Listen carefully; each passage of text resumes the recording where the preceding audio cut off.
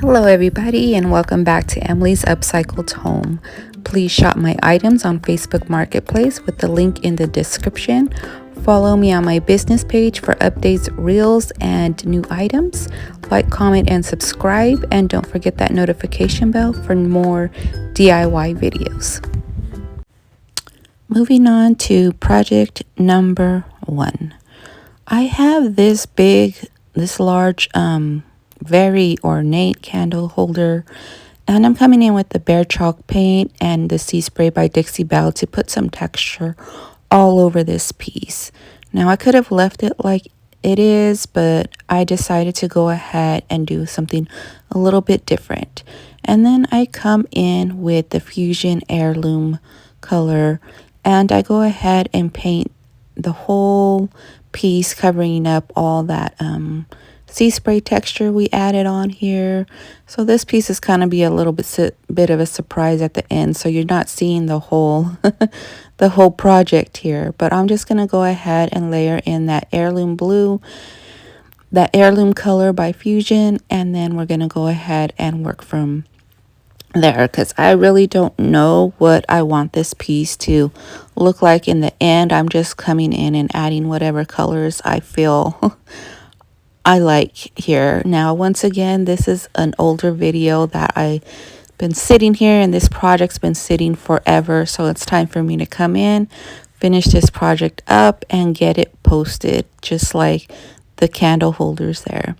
Now I'm going to come in with DIY dark wax, and I'm going to layer that into all the little nooks and crevices and give this more of a dingy kind of look here, or age look, whatever you guys want to describe this as.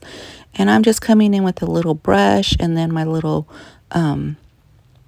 wax brush, and I'm blending all that in there. And I want to really get into those nooks and crannies there, just to like darken up this piece and add a little bit more variation. I did think about making it blue and white as well, but this is the route I take. There's so many options, and especially when I'm so indecisive on where I want to go and the project is not talking to me and telling me what it wants to be, I get a little bit more hesitant in my decision making here. But I went ahead and went with the DIY paint option, the wax option. And now we're going to come in, and with a paper towel, I'm just going to go ahead and pull off the excess dark wax. And I'm going to repeat that process for the whole project, pulling off the wax wherever I see fit and wherever I want to lighten up that area. Now I'm trying to really have it stay into the crevices and just wipe, and I want this a lot of textured. And now I'm coming in with this Fudion wood wick, and we're going to add another tone here, and it's this pretty brown color. And I'm just going to go ahead and add all that into this piece as well, layering it up, trying to get it into those nooks and crannies as well. And I think what happened here is I decided not to go in with a dark wax yet. I think I came in here and went ahead and went in with this wood wick color from Fudion Paint and just blended all that into. I thought it was probably a softer tone here for this piece. So I'm just coming in, like I said, and I'm kind of using it like a wax and putting it on and coming in with my little paper towel there and wiping off some of the excess. And after all that layering, I decide to come in here with my sandpaper and sand through all those layers, so all the layers that I added to this piece are exposed. The white, the original piece, the what else is in there, the blue, all those tones. And I'm giving this like a really distressed age kind of textured layer look. And lastly, I'm going to go ahead and come in here with some DIY wax, and I'm going to wipe this on thoroughly with my brush, get into all those crevices that are on the piece. And then after I have this sit for a little bit, I'm going to come in and wipe off all the excess of the wax, and then let the wax sit and the project sit to cure. moving on to project number 2.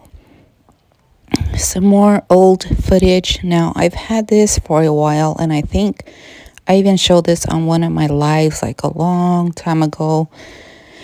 And I'm coming in and I'm finishing the video.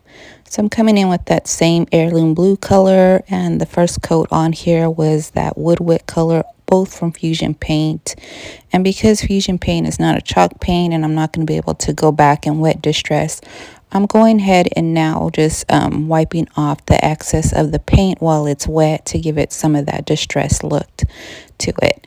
And then I just come in with my Mod Podge, a print here that I got from my little packets I use for scrapbooking on Temu. And then I'm just going to layer that in. Now, if I had a little clip here, I couldn't find one, I would add one there so you can hang a picture. But for now, this is what it's going to be without the little clip, and I'll have that posted without the clip as well. So I'm just going to go ahead and add this little fabric bow here and add a hanger as well with that same bow and give it a little bit like maybe a French cottage kind of style here, I guess. And then that project will be done. And then jumping into project number 3 is just a simple book stack, and we're going to go ahead and take off the bindings on these books and have them be deconstructed books. And I'm just coming in with my X-Acto knife and removing those bindings. And the cover of the books will be used in my scrapbooking on Sundays video. And I'm gonna do 2 books here. I'm gonna repeat the process for the second one as well. Now, these don't have the pretty edges because they're not that old, so I'm gonna go ahead and sand them a little bit and get rid of some of that extra paper that's on there and smooth it out a little bit. And I'm trying to pull it off, and I don't have my electric sander ready. I don't want to go outside and it's giving me issues, so I went this route instead. Now I'm just adding some basic acrylic white paint to the edges, not a full coverage, just to like blend everything in. And then I go over with that sandpaper again, and I'm gonna come in with that same ribbon. It's kind of like a crochet kind of style ribbon here. And then I'm going to add in some greenery, and I'm not going to glue any of it in because I want you to be able to change out the greenery if you want as your seasons change. And the books are not glued either. That way too you can go ahead and change those out as well. And I'm just coming in with a little hook here or safety pin, some little vintage buttons, and then I'm adding that to the ribbon. And there you go. And here are the finished products.